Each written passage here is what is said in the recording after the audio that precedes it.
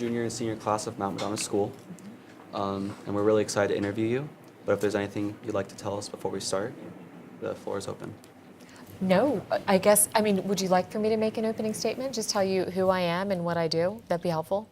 I think if there's anything special that you'd like to say about what's going on now, that would be great. Yeah, all right. So back in 2007, I started a nonprofit called Running Start. And the idea was, I was really concerned that there weren't enough women in politics, especially in Congress. And before that, I'd started a PAC that was helping young women get into Congress. Because the idea is, if you're a young woman, then there are all sorts of issues that are really pertinent to your lives. And if you look at Congress, you're not very well represented, right? I mean, not at all. So I started this PAC to get more young women into Congress. And then the problem was there were not enough young women running for office, and so that's where the nonprofit came from. The idea was we would go back to the very beginning in women's lives, talk to them in high school and college about what politics was, what you could accomplish with politics, how to really channel leadership within you and strength. And so started in 2007 with a teeny class of 20. This year, it's our 10th year, and we have trained 10,000 girls all around the country. It was such a gamble from the beginning. We didn't know that this concept would work. You know, talk to most people and they think that high school kids in general are really apathetic. They don't care about things. You're not engaged in the world. And I had a feeling that that was not the case. And so I was absolutely right, because the people who go through our program, they want to do big things. They want to change the world. They've got like big dreams, big ideas, and they want to figure out how to use that power to actually make a difference. So I love this job very, very much. It's great that I can go into almost any city in the country, and we have alums there that I get to connect with. And this will sound a little cheesy, but we call it the Running Start family, because that's really how we feel about it. Like if you go through our program, we take care of you. You call us and say, I'm looking for a job, and how do I find a job? Or, what do I say on this interview? And even though we're a small staff, we really take seriously that we want to cultivate this group of young women and get you all to where you want to be. So that's it in a nutshell. I could talk about it all day, but I know you guys always have great questions, so I figure let's talk about what you guys would like to talk about. Hi, my name is Clio. You said that the message of Running Start is that women are never too young to start making a difference. Can you talk more about this? Yeah, I mean, back to what I was saying before, that people think that young people are just checked out. They're interested in themselves and they're not interested in what's happening in the world. I really think the best part of my job is the stories of what people have been able to accomplish. And so I'll tell you two stories. One, we have a college program called the Star Fellowship, and this woman, Avery Bourne, went through the Star Fellowship, and basically, when she went in, she was not interested in politics, which is actually the case for a lot of our students. They like the idea of learning the system and like learning a little bit how to be more polished, but they'll say, no, I'm not actually going to run for office.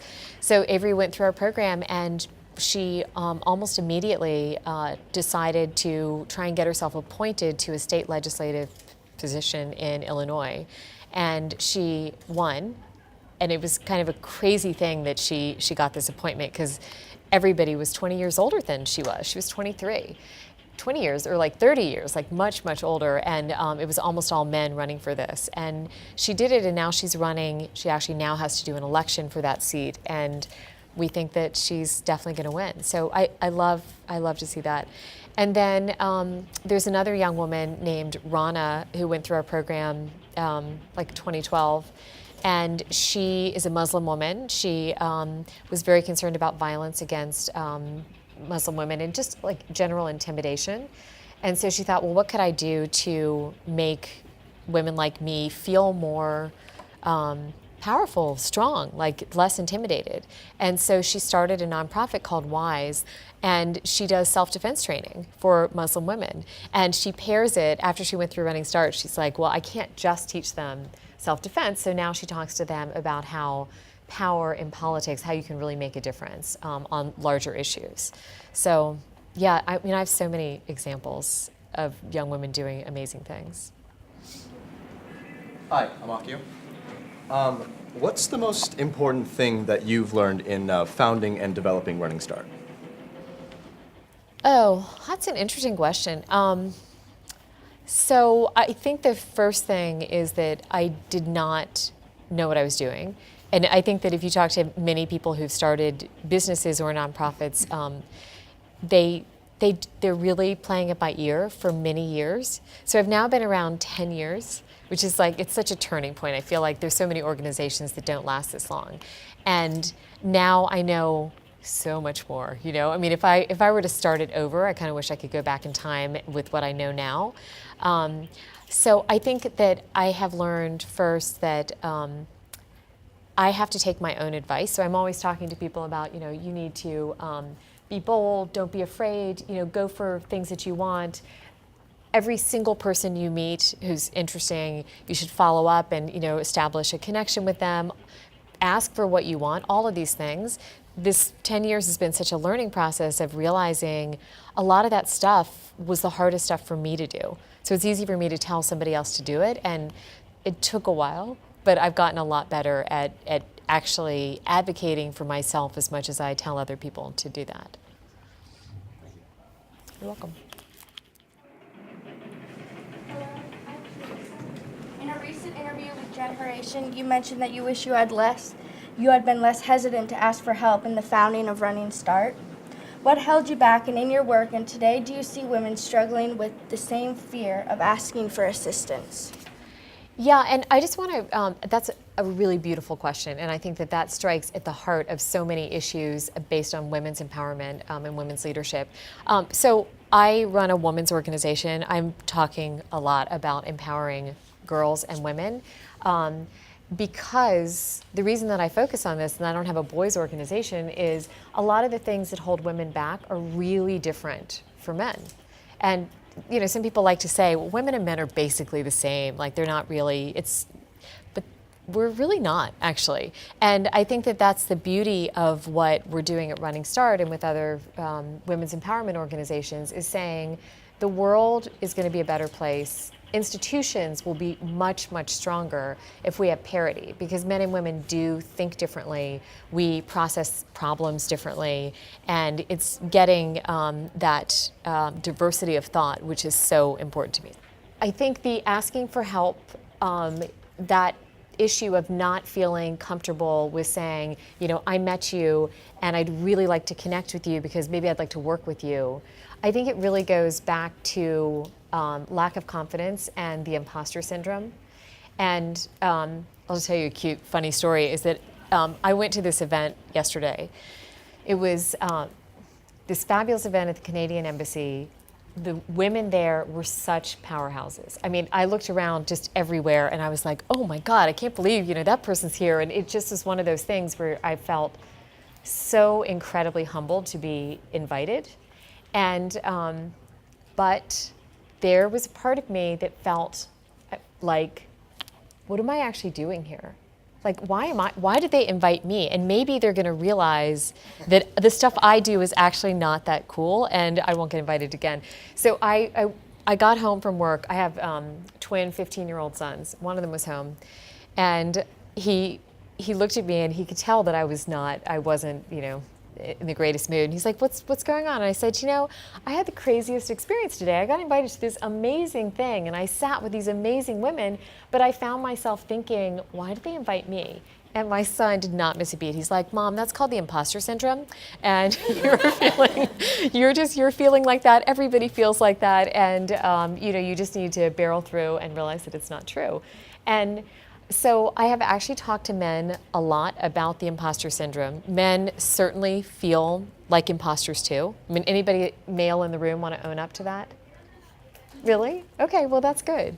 So I think the only difference might be that it really holds women back. I mean, the other day, a woman who was actually at that lunch yesterday, she came up to me. She is one of the most powerhouse women in Washington. Like, she works for this big company, and she's like the head of this big department in the company. She's amazing. And she's just been asked to sit on a public board. It was a really big deal. She got asked to do this. And I think she starts her term, maybe she starts in January, so she doesn't start till 2017.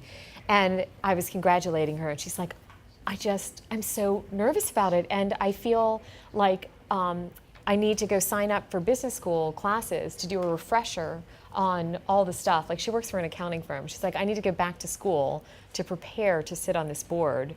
And so, I mean, we're getting a little bit off the track of your asking for help, but I do think that it all comes down to women feeling like, I don't know enough, and I'm not the best person for this job. So of course you're not going to ask for help because you feel like, I don't really deserve that help, somebody else does.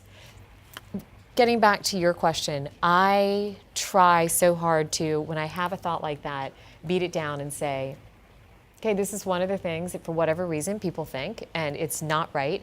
And when it has to do with asking for help on something, I make myself do it. And I didn't used to do that, not at all. And I feel like I would be so much further along in my life if I had, 10 years ago, 20 years ago, asked people for help, really put myself out there and realized my own worth. And I hope that everybody in this room will try and adopt that mindset of, I feel like this, but it's not really true. You're welcome. Long answer. Hello, my name is Sophia. In an interview with Washington Exec, you said, I will consider our job done when young women run for office in the same numbers as young men. I will consider our job done when I ask a crowd of young women to raise their hands if they want to run for office, and more than 2 hands go up. And I will consider our job done when some of the biggest issues facing young women, such as work and family balance, become policy priorities. If Running Start is successful, what kind of changes do you think we will see in the political system? So, wonderful question. I remember saying that, and boy, that would be nice. I think that we are really gaining momentum in bringing the world to understand that diversity is better than this monolithic system that we have right now. And what I'm trying to do is, it's a really long game. So, the students who I trained last summer who have not yet graduated from high school, it's a long road until they get into a position of real power. So say that person and the 15-year-old in 10 years runs for Congress and wins at 25, which could happen. There's a 24-year-old running in California right now. Have you guys heard about her? Anyway, she'll turn 25 by election day, so that's how she's allowed to run. But so even getting into Congress, what you really need is you need to have been there for a while to gain seniority to then chair a committee or something so you have actual power. I mean, I think that that's like the crazy thing. It's so hard to get into Congress, and you get in, but then you're just a freshman. And you guys remember what it's like to be a freshman in high school. You don't have a lot of power. And so you have to then stay there, work really hard, and hopefully, in 10 years or so, then you'll have a real position of power. It's one of the reasons I advocate so much for younger people to get in. And I'm so interested in the men getting into Congress at a young age too, because I really think that's the key to real power is you get in early, and then you don't have to wait until you're 80 to chair a committee.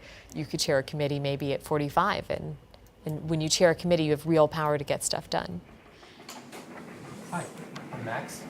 And I was wondering how your experience, given that you are the mother of 2 sons, has given you insight on how our culture raises boys to perpetuate gender discrimination and how we can change that narrative. Yeah.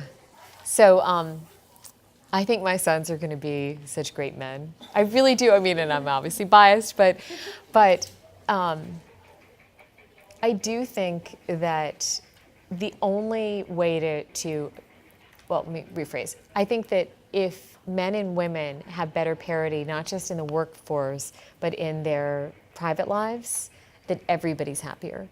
And I see I see so many unhappy men who maybe their career has been their only thing in life, and they're a little bit estranged from their wives and their children. I mean, if they work all the time and really don't take a role in childbearing, I think many of them get to a stage in life where they so deeply realize what they've missed.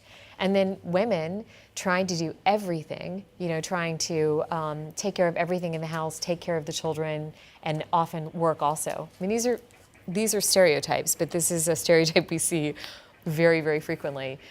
They have a lot of resentment. They don't get as far in their careers. So with my sons, we talk.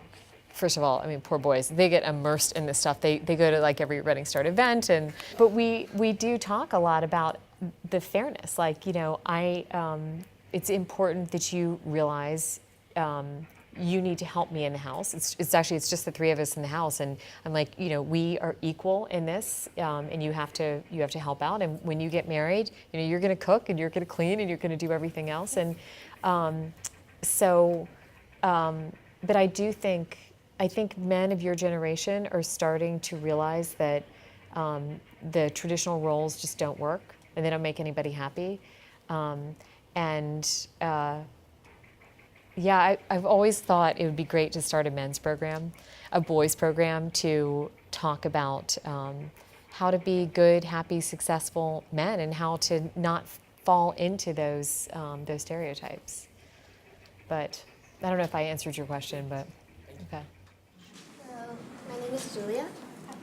You're quoted in an article with MSNBC about Running Start's internships, saying what you really wanted was not just women to run for office, but women who are going to run and talk to the other side and compromise. Do you think women have a special aptitude for resolving conflicting opinions in politics? Yes. So getting back to diversity and why it's so important, there are so many things that men do really, really well in leadership. I think it's one of the reasons you all are so prevalent in the history of the world as leaders. We're starting to understand what women bring to leadership and to politics.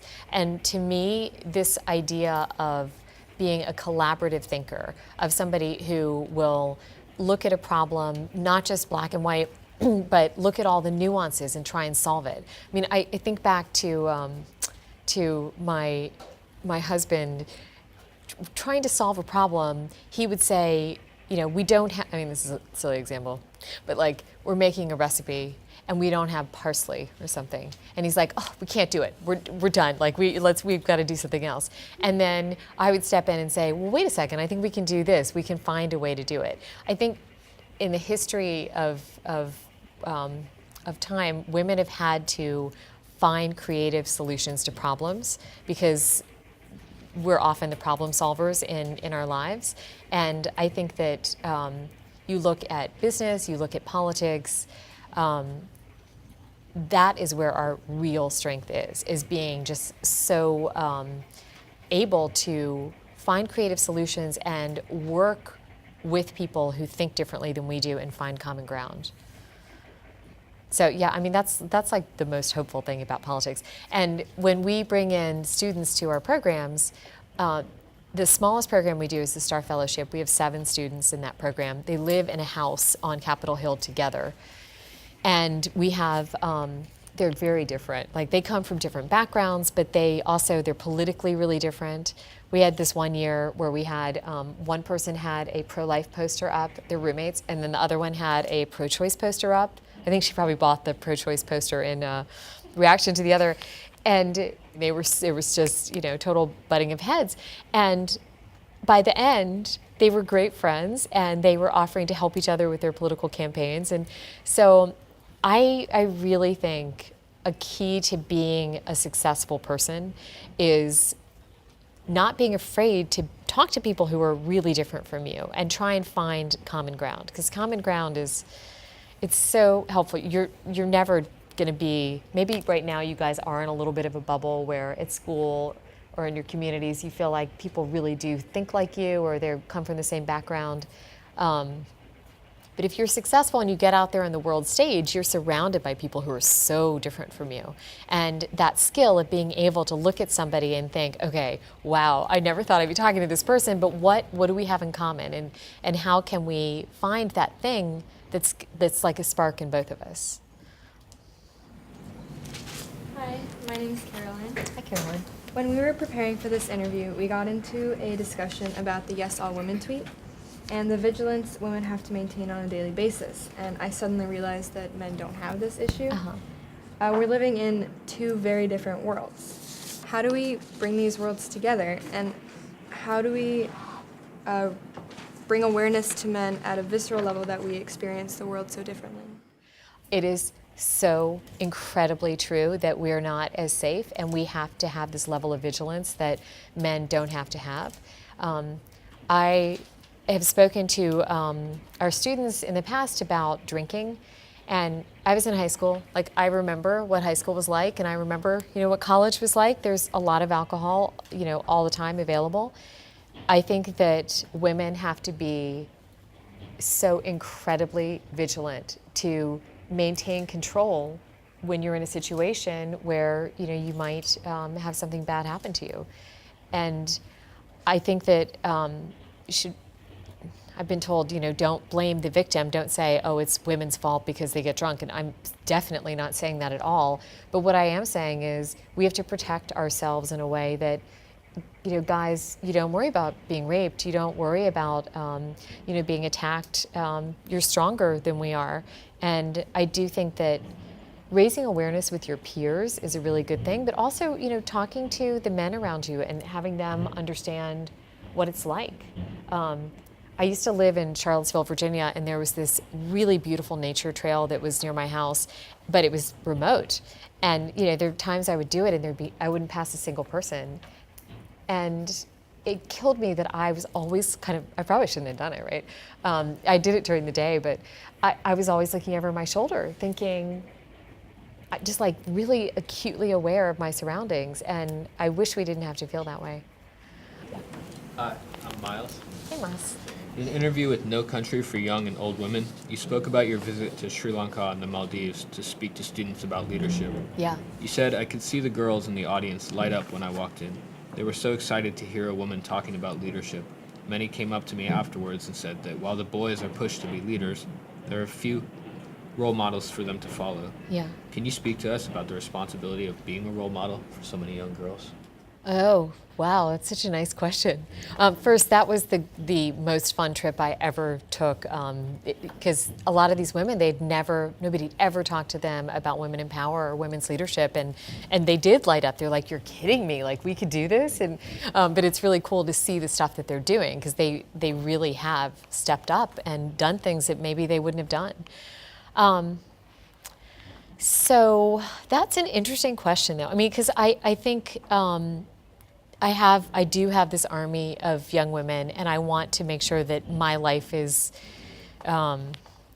sending the right message and continuing to empower them. But at the end of the day, I feel like we're all peers, and I feel like the biggest thing that I can do is I can remain open to students who call me every single day, many different ones, asking for help with something and never being too busy to do it, because I think it is something that that can fall away when you see it sometimes. People they're like, well, I'm too important to do that. I'm never going to be too important to keep in touch with the students, because that's like what this is all about. Yeah, and I guess, getting back to your question, just being the person that I'm asking them to be, I think that's the hardest thing that I ever have to do. And I'm telling you that when I have to call somebody to ask for a favor, I fundraise all the time. When I have to call somebody to ask for a lot of money, my heart beats. I mean, like I get really nervous. I don't think that they can tell that I'm nervous, but taking a deep breath and saying, of course you have to call this person, because this could bring money, and money brings more programs, but making sure I take my own advice and actually do those difficult things is really, really important. Hi, my name's Nate. Hi, Nate. You said that one of your role models is Ann Richards. Oh, yeah. Can you explain how she has influenced you? Yeah, so Ann Richards was governor of Texas, and when I was looking for jobs in law school for the summer, I was looking at law firms and was not very inspired, and then I came across this firm that had Ann Richards at the firm. She was like a consultant to the firm at that point. And so I was like, well, that seems like a cool place. Like if they have her and she's like this just iconic woman leader, then that's where I should go. And so I did, and I got to work for her. And it was the first time in my life that I ever worked on women's issues, that I ever worked on projects that talked about how women had a different deal than men in terms of getting ahead in life and obstacles standing in their way. And she had a lot of interesting cases. You'd think at a law firm, why would you be talking about that stuff? But she was advising certain clients on how to integrate women. And it was the first time that I ever thought about these issues, because I think I'd had a career where I had a lot of women role models, women bosses. Just I was surrounded by strong women, and my career had walked. I hadn't faced those barriers. Like I'd been able to do what I wanted to do, and so it didn't occur to me that my career would be any different than men. And so when I was working for her, my eyes sort of opened, and we were working a lot with women in Afghanistan, and so that was a particularly bad situation with the women, the Taliban, and just taking away every freedom for women.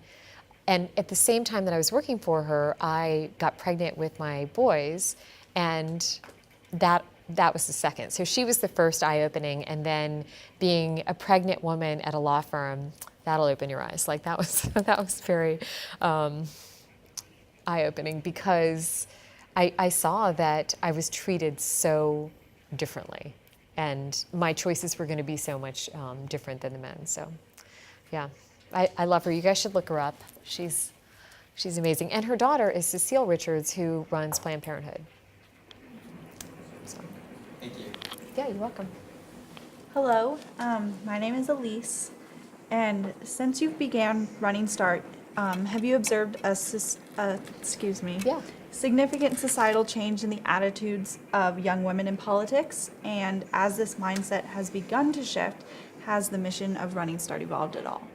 Oh, so the mission of Running Start has not really changed since the beginning. It's a very short and sweet mission. Like, we want to encourage young women to run for political office, encourage and inspire.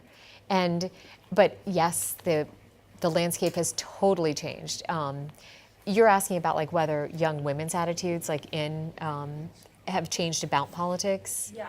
So I think that both young women do feel differently about politics, but I also think that the world at large is starting to understand the power of adding women. And even more so, you see all these campaigns around the world, like, empower girls and raise the GDP of your country.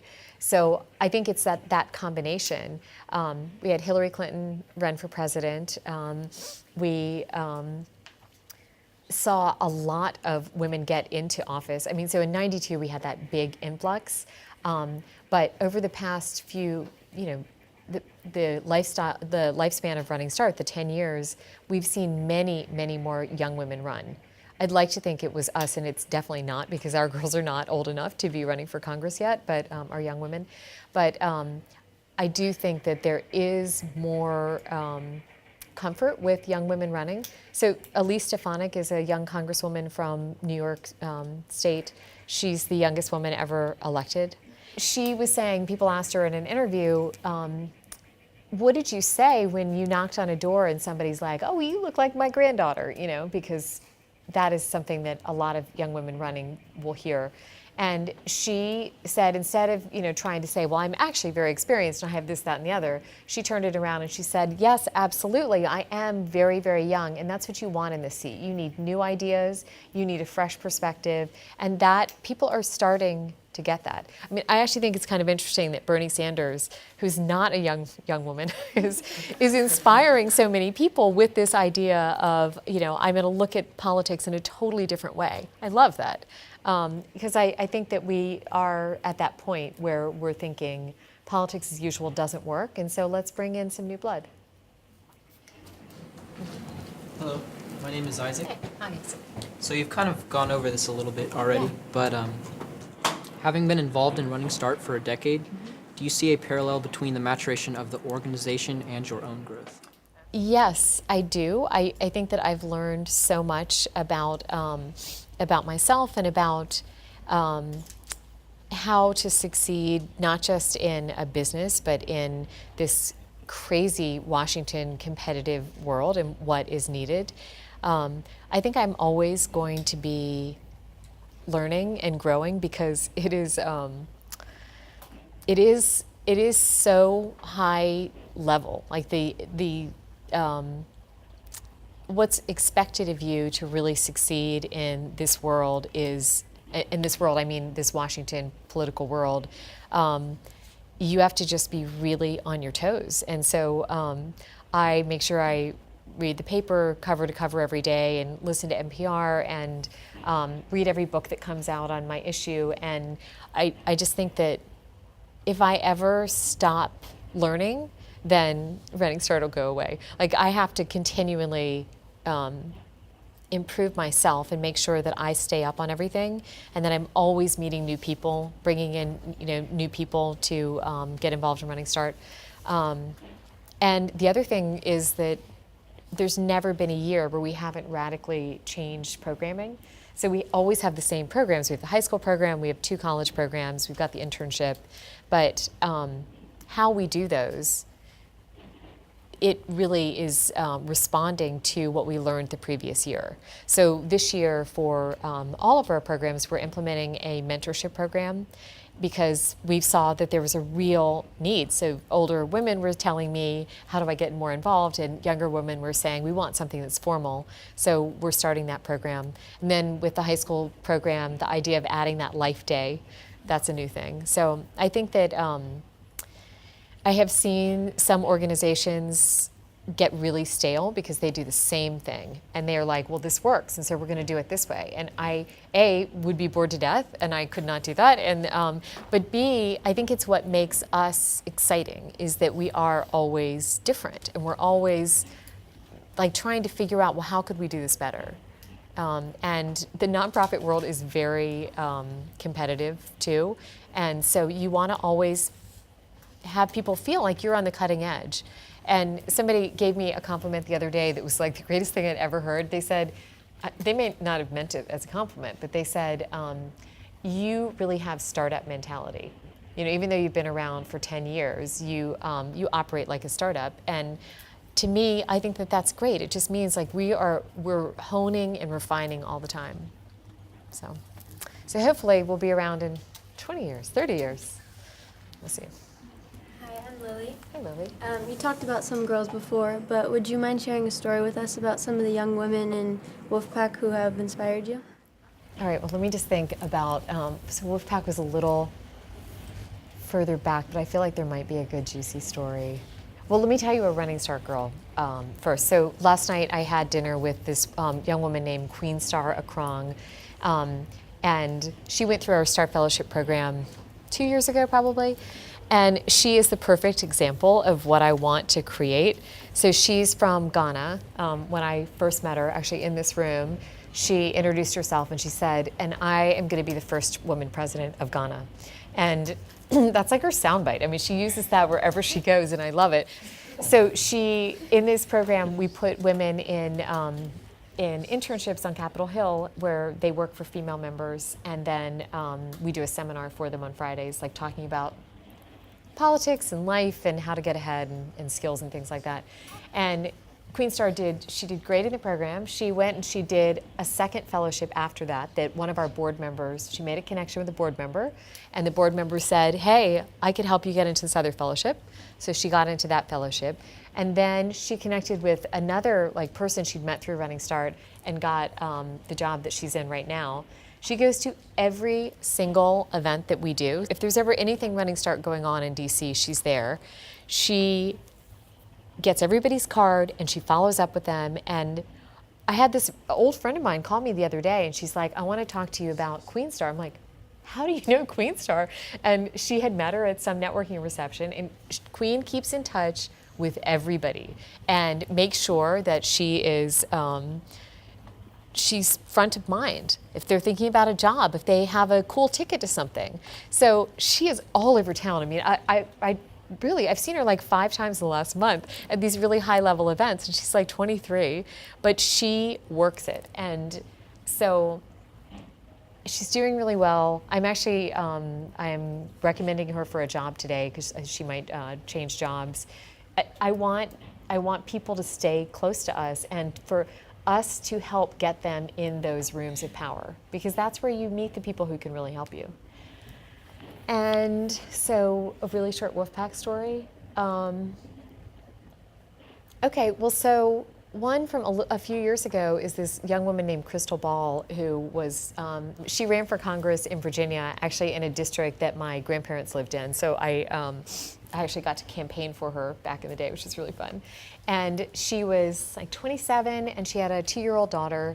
I loved her. And she was just totally, she's drop dead gorgeous. And that was actually a negative. I mean, because it was difficult for her to get taken seriously. I mean, she looked really young and she's glamorous. And I'm sure knocking on doors, I never knocked doors with her, but I'm sure people are like, wait a second, you don't look like a political candidate at all. But she ran an incredible race. And her opponent, who was an incumbent, I think, didn't take her seriously. And so he didn't really pay any attention to her until he saw how much money she was raising. And then he turned it up. And unfortunately he won. But she since has gone on to be, until very recently, she had a show on MSNBC. And then she, I think right now is working for the vice president. But she's a great example of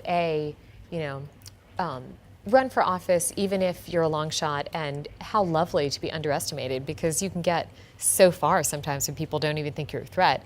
And then what happens after you've run, she became so much more credentialed than before because she'd run for Congress. Everybody knew her. She's a great example of losing an elected campaign can actually be fantastic for your career. So people don't talk about that. It's true. Yeah, thank you. Hi, I'm Cece.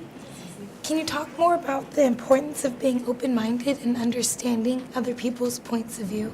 Oh, yeah. I mean, that is such a big theme. So our programs tend to be very diverse. I think I said this before, but I mean, diverse ideologically, diverse parts of the country, socioeconomic, race, religion.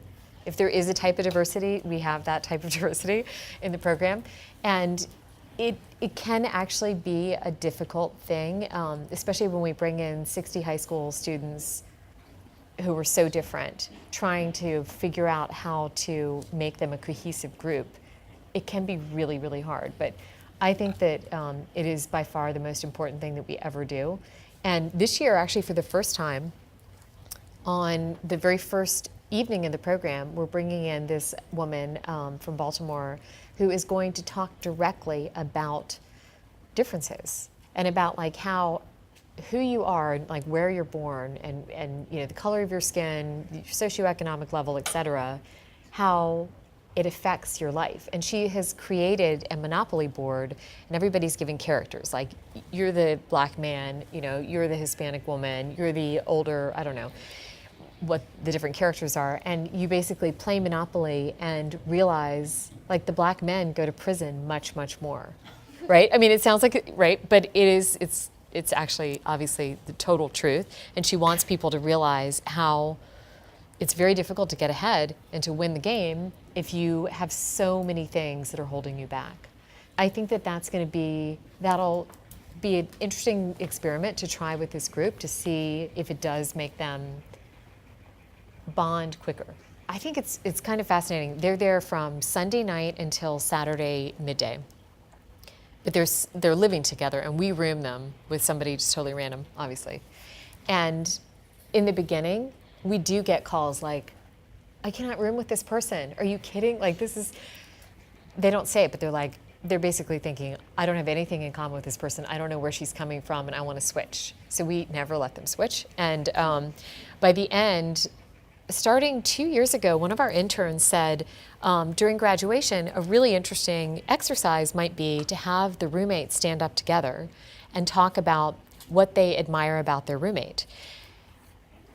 We now are always going to do it because the same two who are like, who is this girl? Like, I am not going to have anything to even talk to her about. They become really close friends. And they're often so different. Like the really, really conservative girl, white girl from the South, and then this girl from Oakland, California, who grew up, single mom, like on food stamps, and they become like lifelong friends. And that's what we want, right? Like we want a country where we can have like more integration of people, because right now, I think a lot of our problems are caused by this real polarization of society. So I'm doing my small part to try to get these groups to mesh together and to really be able to look at somebody else and say, we come from totally different worlds, but we really are similar. And we really, we have this common bond. Because I bet with anybody you meet, if you worked hard enough, you could find a commonality. You might not like them in the end, but you'll like something about them, or at least understand something about them. Thanks, good question. Hi, my name is Amelia. In an interview with Washington Exec, you said, I encourage the young women I work with not to be afraid to seek challenging opportunities. The greatest accomplishment is succeeding in something you didn't think you would be able to do. When we spoke with Kenya earlier this week, she said, the thing that scares you the most is what you should be doing. As someone who at times has let fear get in the way of opportunity, I would love to hear how you learned to not be afraid in the face of challenging opportunities. I think that's probably the message, is that I really do get nervous at stuff. And doing it anyway when you are nervous, I think that's the beauty. If you let fear make you turn down an opportunity, then that's a problem. But just being able to sort of harness that fear. People actually say that if you, as a public speaker, if you're not nervous when you go in to give a speech, that you're not going to do as well. And I think that there probably is something to that. And I usually, if I have to give a big speech, we do this big event every year, the Women to Watch Awards, and it's like our big fundraiser, but it's also a celebration of Running Start. And I was the opener this year, so I had to stand up in front of 300 people who were I knew them all, which actually can make it much more intimidating. And then to top it all off, at the head table, my icon in life, Madeleine Albright, Secretary of State Madeleine Albright, was sitting right there, and I was here. And everybody was like, you're going to be fine, because they could tell that I just was looking like I was not going to be fine. And of course, you can just kind of turn it into creative energy. So behind stage, I was like this, and then I get up there and I'm like, I can do it. I'm calm. She didn't laugh at me or walk out, or it was all good. So yeah, and I think that the more you do those hard things that do make your heart beat and make you nervous, the more powerful you feel, because you've literally conquered something. It's such a great feeling. I should do that more often. I haven't done that in a little bit. So Amelia, why is that an important question to you? Well, I don't know. I think I find myself in many situations where I feel like I could apply myself a lot more deeply, but I get afraid of messing up or... Oh. So can we do we have time to talk about that for a second? Absolutely. So one of the sessions that we're doing on our Life Day for our high school program is on perfection, because women, for some reason, more than men, need to be perfect. They need to look perfect. They need to like be perfectly controlled. They need to do exactly the right thing. And I mean, just like, you know, comparing how I feel about life to my teenage boys, like it's so night and day. And I look at, it's like that woman who, you know, that friend of mine who's joining the board, who's like, I need to go back to business school so that I am the best person on the board. Like, that sounds so nice, but actually in reality, a lot of that can hold you back, because you might say, I'm not perfect enough to try out for this thing. And you guys have probably already heard that there's a little saying that says that if there is a job description and it says, you guys have all heard this, if there are 10 criteria, you must have these things to be considered for this job. If the woman has 9 of them, she's like, oh, I can't do this because I only have 9. If the man has 4, he's like, I should definitely do this. So, and again, I think that that's one of the hardest things to beat down, is that it gets back to what we were talking about earlier, like I'm not good enough for this thing. And it is one of those things where you have to have a long, hard talk with yourself, like, actually, wait, what's your name? Amelia, actually, I am good enough for this, and I can do this, and this is just that voice in my head, and the voice is not helpful, and I need to tell that voice to go away, and I need to do it, and what is the worst that could happen? And just realizing, like that story about Crystal Ball, failing is the thing, because it's just so horrible when you fail, but if you don't fail, it, I think, means you're leading too careful a life. Like, you have to have spectacular failures in order to, I don't know, learn, get stronger, realize you won't die if you try something hard and it turns out terribly. So, yeah, talk to yourself. That's a good one. So I want to, before we go to our last question, you know, what I like to do is ask them what they heard that struck them. Oh. So you get your bowling score right away. It's great. Good. So what struck you that touched you about, or that you relate to directly from what you heard so far today? Yeah, Akio? One thing that definitely stood out to me was when you're talking about that one woman who was running for political office, and people were saying, you don't look like a political candidate at all because she was so stunning or something like that. And it really made me think about how much physical appearance makes people perceive you, and like how effective like that can be, and like what it takes to like look past that at times. Yeah. And we didn't really talk about that, but that can be such a tricky one for women, because our appearance is scrutinized so much more, and you don't want to have to always look perfect. And then you have to combat it if you do look really perfect. How do you get people to take you seriously? Because often that can stand in the way. Lily, go ahead. Kind of going off of what Akio said about the same woman, you said how lovely it is to be underestimated, because then you can prove them wrong, and that's something I like, because I'm really sensitive to people like saying you can't do this. Yeah. And so that's something I should. Do you feel you've ever been underestimated and then proved them wrong? Yeah, I think so. I think I'm still working on Yeah. trying to be strong enough to prove them wrong. But Yeah. Well, that's good. Well, I'm sure you'll be able to do it well when that happens. Lily's got a lot of fight in her. I can tell. Yeah. Go ahead. I think what you just said about if you don't fail, you're being too careful of a life really struck me. Because I feel like there's a lot of opportunities that can be missed if you're too scared to fail.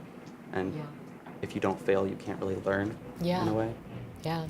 And don't forget that in your personal life, too. It's not just business. I had somebody challenge me in my personal life the other day to do something, and it's really the exact same thing. And sometimes we forget that we need to do it throughout life. So. I think when you were talking about how women tend to be perfectionists, and that really struck me, and because I am definitely that to a fault, and I've been trying to not let that hold me back, so I think that really resonated with me. Yeah. Well, I hope you can talk to yourself too, not just Amelia, and tell yourself, I'm fine, and I don't need to be totally perfect. I really appreciated hearing you speak about confidence and also the imposter syndrome, and it was just very interesting to hear it coming from you. So. Oh, thanks. Yeah. Well, I ref games for flag football, and it's very male-dominated. and I feel very judged by the coaches and the refs. So I like what you said about confidence, because it's definitely been a lesson in confidence. Yeah, a good lesson? A good lesson about being kind of like true to myself, like you said also. I just think a lot of what you said about confidence and how what women experience are different than men. I feel like that was very relatable. So you should look up this book by Claire Shipman and Caddy Kay called The Confidence Code, because it's actually a really interesting read. It actually talks about sociology and science of what's going on in women's brains versus men's brains, and it's really informative. So look it up. Hi, I'm Sophie. I've been told a lot that I'm a lot like my dad. He's always been really forward and really direct and says what's on his mind. And I've noticed the last few years a lot of people telling me that I should really hold back more, like including a lot of women in my life, my mom. And I get so upset. That is so aggravating. And I really liked what you said. It really makes me want to continue my assertive nature. Yeah, and can I just comment on that is that, so I'm not like that. Like well, it's funny, I'm now thinking that my mother would be like, yes, you are. But I hold back a little bit more. And I think that it's really important to know that it's not like one is good and one is bad. Like that's your style, I have my style, and both styles can be incredibly effective. But I think sometimes people who are introverts or who are quieter think, I could never be a leader because nobody's going to listen to me, or I'm not the right personality type. And a lot of great leaders actually are those people, but they figured out how to sort of channel their energy, and they can turn it on when they need to. And yeah, so keep going. I really enjoyed when you said doing it anyway when you were nervous. That is the beauty, and I think I've always deemed nerves as like my weakness. Yeah. And realizing that nerves can only like create a product of something that I'm really proud of. Yeah. I like looking at it that way. Well, not everybody likes this, but I actually think that if you ever get up to speak at something and you are really nervous, it's okay to say, okay, bear with me, I'm a little nervous. I've seen a lot of people do that to great effect, because if you really are shaking on stage, it's very disarming to have you own it and say, I'm a little nervous, but here's what I have to say, So maybe try that. This is kind of also about your sons, but it's because my mom is a very free spirit, as I like to say. Yeah. Sometimes We'll have I to cut feel this like part too, yeah. me, my father, and my sister sometimes have to direct her in a way that's like, hey, you might need to think about this, because she is very just gung-ho about a lot of things, which is great, Yeah. But like when she wanted to go on a road trip with my sister, and it was kind of, although it was on her mind, me and my dad were worrying, we're like, okay, you need to make sure that, you are careful about these kind of things. And so it was just interesting how I feel like sometimes it's not on her mind, therefore the rest of our family sometimes might have to direct her in a way. Well, that's a good family where you can each, help each other to I'm going to have the send whole this puzzle. clip to your mom. Yeah. And the diplomacy of free spirit, that was beautiful. This is good. You're going to be a diplomat. His mom is a very powerful go-get-it gal. Yeah, she is, yeah.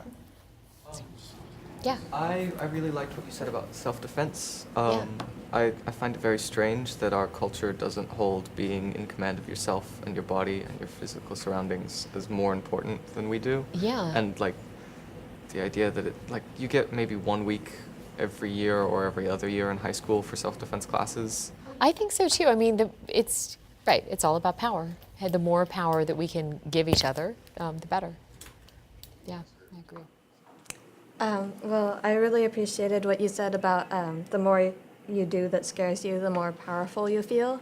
Because I often hear like the beginning of the phrase, but people say the more you do that scares you, like you'll get over your fears and like it'll get easier. And that's never happened for me. But I've always felt more powerful afterwards. Yeah, me too. And so I really like coming at it with that mindset. I think helped me a lot more. Yeah, when I was a senior in high school, I got voted like most nervous. Isn't that a lovely like legacy? And I really did. I haven't told anybody that in a long time, but I do think about that. Like I'm always just I'm gonna run high. Like it's just I'm gonna be nervous and I'm a planner, but that's just you can use the stuff to your advantage. So you just have to figure out how to turn it around. You're so easy to listen to. What do you notice about the quality of the way she speaks to us? Yeah. You're very passionate about what you do and the way you speak about what you do and the things that you've done. It's really infectious, and you smile through all of it, and you're like, No, "And it this, and really it's does lovely." make me happy, and I really am passionate. If I'm ever not, I'm leaving. I'm doing something different. Yeah. I think you're really genuine and open about how you feel, and you don't hide that you're nervous, and that's nice to hear. Yeah, but it took me a long time. I think in my early life, I felt like I had to be this I had to be the most perfect person and didn't, that was weakness to show that you were nervous or you didn't know everything, so. Or that your life had not always been perfect, so yeah, thank you for saying that. But you have a really understanding voice where like I don't know how to explain it really, but when we say something, you really take it in and you really you don't speak until you fully understand it and then you give us back a genuine response. Thank you. Gosh, you've never done this before. This is nice. But it's true. I mean, when I see somebody who you can relate to like this, I know it's good for the kids because they take it. Somehow, vulnerability comes to me, which is the vulnerability becomes the conduit through which the genius flows. So that I think is what I was really trying to say with your comment is that allowing yourself to be vulnerable, I think, is the hardest thing that any of us ever do. But it is the thing that gets people to see you as a real person, as opposed to this perfect image of who you've constructed. Because nobody's really interested in that perfect Barbie person. Kind of going off what I think it was Devin. I just think you have kind of a soothing voice and something that I would. Gosh. Yeah. I've never heard that. That's good. Yeah, Maybe we should kind get of a job on the soothing radio. voice, maybe a person that I would hear reporting or something, just a nice soothing voice. Second See, career. Learn a few things. There we here. go. All I right, like couple that. more Thank down you. there to these excited people down at the end. Well, you're really good at talking to a group of people, but everyone feeling like you're talking to them individually, and you also you enunciate well. And I project enunciate. your voice, so everyone is can hear awesome. you. So I'm not what? So you were very good at that. And Thank you. Just passionate, and that's always something that intrigues people. Thank you so much. God, I'm always going to come and speak to your group. This is so nice. Go ahead, Akio. Kind of going off what Devin, Isaac, and Savannah have been saying, and adding on to it. It feels more like you're talking with us rather than at us, which is definitely an important thing, and it feels like you're connecting a lot more with us than just some I don't really know how to explain it. Well, so but it feels conversational. No, but I think everybody likes to feel like a part of something. You want to feel connected. And when I go to things where I know that nobody's actually interested in me, I can just sort of sit back, then I do tune out a little bit. And so I feel like it is important to try and make some connection so that you guys tune in. I want you to listen. So thank you. Okay, one more. Oh, Yeah. I really liked how you kind of brought in all these personal stories, and especially with your sons, because I feel like men in the feminist movement, sometimes it's hard, it can feel a little awkward for myself. I feel kind of guilty in a way. It doesn't I'm directly getting attacked, but sometimes I feel am I doing something wrong? And I feel like you kind of did a really amazing job at bringing in the men and making them comfortable. And it's not I didn't feel attacked at all. And I feel more, I want to help out more, and I'm more willing to take this Good. step because That's so good. it's not guilty or anything. I thought it was just really cool. Thank you so much. Well, for thank you saying guys. Really, thank you for your thoughtful comments.